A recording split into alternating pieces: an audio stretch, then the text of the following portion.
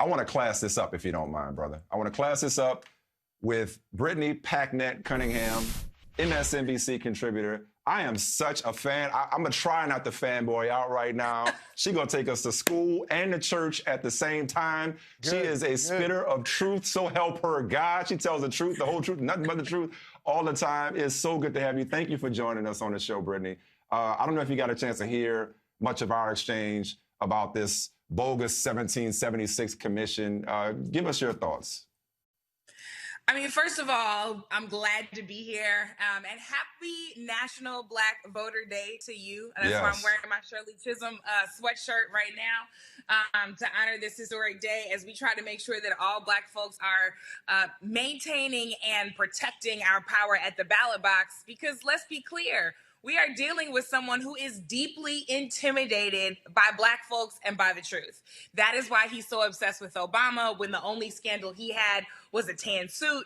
That is why he is obsessed with trying to recreate history in his own image. This is someone who wants to make sure that the truth of the matter is not actually out there, because the truth doesn't, in fact, set Donald Trump free. It makes us accurately view him in the light that he exists in and the people who support him. So I think that you all have been right on the money. And as a former teacher myself, it is horrifying just how clear this group of people are that they can use the classroom to further an agenda that does not move us toward justice, but that in fact moves us back to the America that they want. Brittany, I'm trying to figure out, I was going to ask Michael Smith this, but you're even better to ask, what's the alternate take? You know, we talk about in jazz, they have the real song, then they have the alternate take. I'm wondering, what's the alternate take to what actually happened in this country and how this country was built? How do you make that argument? I'm curious how Donald Trump and supporters of Trump can kind of shape this narrative in a way that did not happen.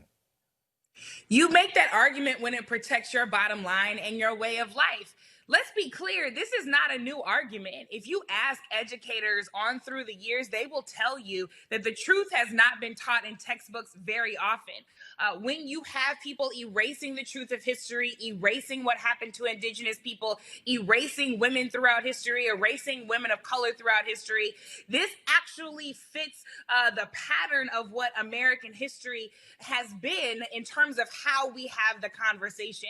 So you are most certainly want to, give that alternate take if it is going to protect you, if it is going to tell a version of the story that always makes you look like the hero. Chinua Achebe, who was an African author and historian, said that the hunter will always control history until the lion learns to tell his own story. The 1619 Project, critical race theory, culturally responsive pedagogy, all of these things are us telling our own stories, and the status quo doesn't stand to benefit from that. Yeah, I mean, we just haven't had a president who so blatantly, who doesn't want to be everybody's president. He wants to be the president of white America only. I call him the president of the United Red States of America. We had a president who in a pandemic, will actually say, if you take out the blue states, we're doing great. I mean, honestly, who says that? I want to get, though, back to, National Black Voter Day. The National Urban League, you just came off of a Twitter chat, did you not? You were hosting, a chat. So tell me all about it. What was the message? What came from it? Yeah, so at BET and the National Urban League, they got together to actually put on a campaign called Reclaim Your Vote over the entire year.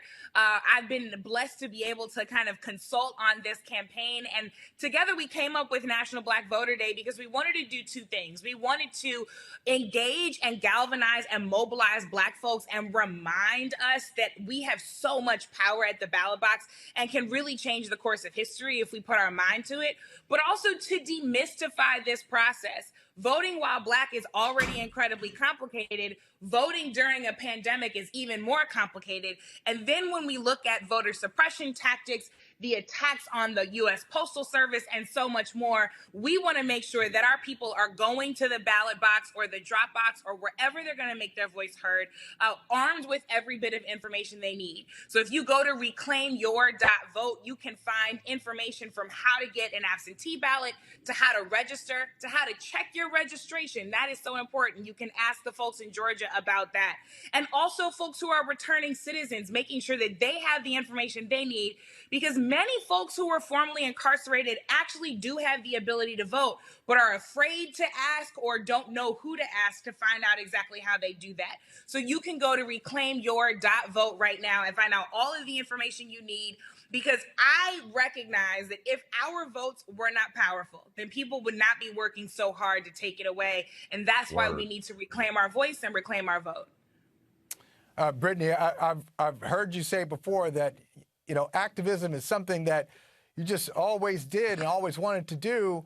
Your father was a pastor and your mother was a social worker. I'm wondering, like, with the young people now out there who say, Brittany, I'm 18, 19 years old. I just want to be an activist. I want to do something. I want to help. What would you say to them? How do they get started?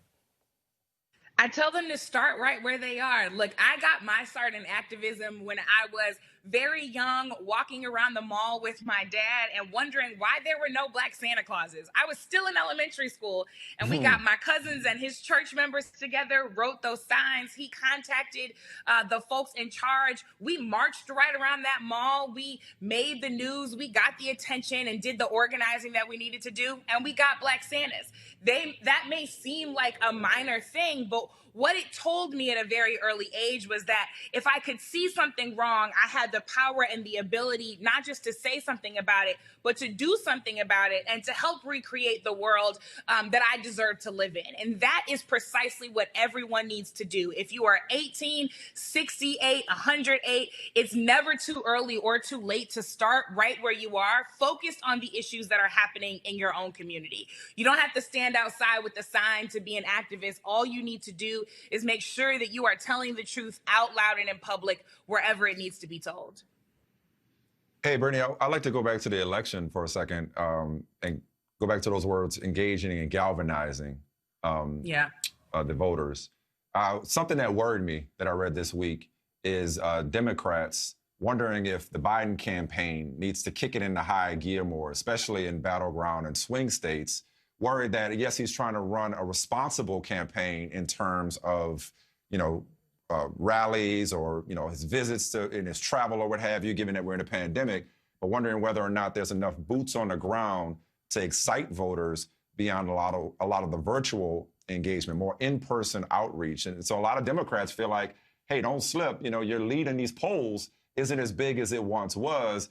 Don't sleep on Donald Trump, not to mention Russian interference. You mentioned the Postal Service, all the different things that the GOP is trying to do to steal yet another election. So, what's your response and what's your analysis of that situation, whether or not the Biden campaign is maybe, taking a lot of this for granted, just assuming that people will see the failure of Donald Trump and default to Joe Biden? Do they need to do more than they're already doing? Well, the really unfortunate fact is that we've known about the failures of Donald Trump. We've known about his bigotry, his racism, his sexism since before 2016, and America elected him anyway. I'm using quotation marks here because we still have questions about the legitimacy of the election. We know it wasn't real. Yeah. Exactly. So we recognize that, knowing all of the facts, having watched him on live television violate the Hatch Act, knowing that he is probably violating the Emoluments Clause of the Constitution every single day, that isn't actually sinking into the hearts of everyday voters. So I think that your question is a fair one, that it's not just about how bad Trump is. People have to have something and someone to vote for. I think that there are people who are galvanized by the fact that this is an historic ticket, and that one of the most progressive senators on record in Senator Kamala Harris is in that VP slot. I think that's important to some people. I do agree that it's going to be important for the entire Democratic Party, local, state, federal, to truly excite and engage people. But I will tell you that no matter what the parties are doing, I know what our people are doing. I know that Black Voters Matter is doing an 11-state caravan and what they call the blackest bus in America. I know that the Collective PAC is out there. I know that there are folks who are masking up and knocking on doors and doing the socially distanced canvassing that we have to do in our communities. And most importantly, no matter what a party is doing, we have to take responsibility to get on our phone and text 10 friends and find out if they're registered, if they checked their registration, and help them make a plan for voting. We have to save us. We, in the office of citizen, are responsible to protect this democracy that was already fragile to begin with, that was already imperfect to begin with. If we're not going to stand up and do it, we can't wait on anybody else to. All right, Brittany, my final question is, I always say kids ask the best questions, especially little kids. They always ask you, why? All right, so based on what you said about Donald Trump, you talked about his sexism, you talked about his racism, and all the things that are surrounding Donald Trump, why should it take something extra? See, that's what I'm struggling with. Why should it even take an exciting Joe Biden, exciting the fan base? He should just be able to show up. I mean, why are we even having this conversation? Yeah. Well, if we had longer, we'd have to talk about the comfort of white supremacy. The culture of white supremacy invites certain people to feel like they are protected, even when so often they are not. And unfortunately, a vote for Donald Trump is a vote for that protection. It is a vote for a status quo that doesn't make you have to be forced to think about anti-racism, anti-sexism.